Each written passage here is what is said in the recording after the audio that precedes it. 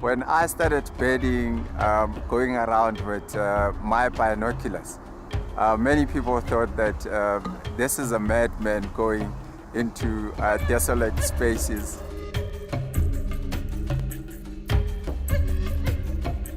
To me, birds represent life. Wherever birds are, it's an indicator of the healthiness of the environment.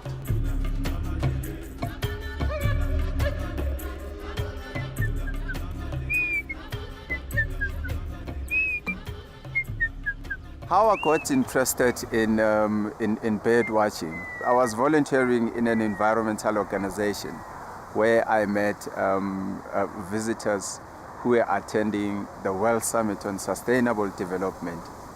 And we hosted a lot of people from different parts of the continent. And we were invited to Nature Reserve for bird watching experiences.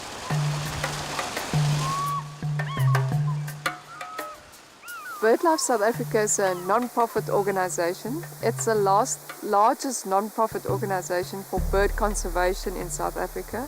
So our main aim is to conserve birds as well as their habitats. BirdLife South Africa realized the value in working with local communities. So what we do is we work with the local communities to identify community bird guides. Once those guides are trained, they go back to their local community. They actually educate the kids, to educate all the other people in the community about the benefits of aviary tourism and conservation.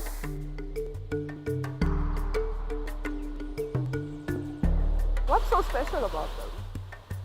They are found throughout the year and they are normally associated with reeds.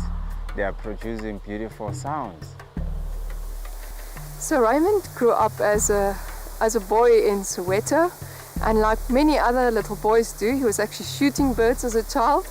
And then he was recognized by the Witwatersrand Bird Club as having this very, very special ability of identifying birds. Actually, how many species of birds do you find in Soweto? In the winter season, up to 60. In summer, up to 80, 85. Wow, that's fascinating. And you get to see all of them around here?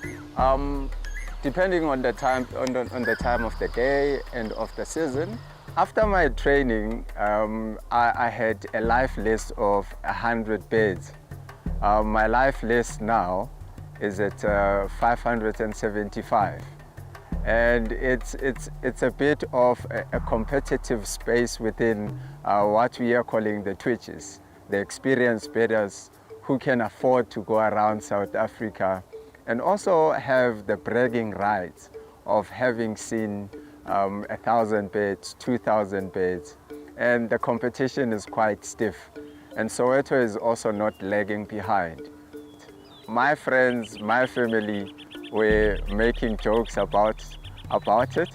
However, they have changed their mind because they are starting now to absorb what I am doing. That it can be a career as much as it can be a hobby. I think Ray is very driven. He's got a mind of his own. He always sees things differently to what other people see. He's a cool guy. He's very calm, very mellow. He's always looking for new ideas of empowering people, always willing to give back to the community.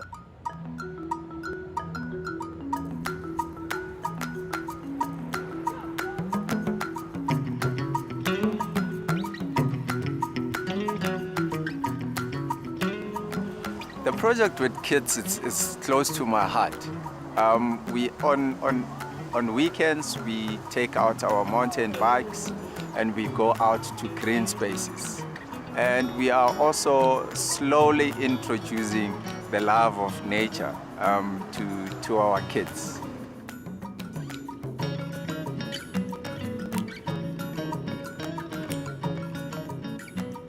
It's important that we're keeping our nature clean, keeping our wetlands clean for the birds to be able to have a home also. And kuzoba semqoka kakhulu bafethu ukuthi nani ningibuzeni umbuzo sokwazi ukuthi sifundisane ngemvelo yethu, yabo? How can we keep the environment clean?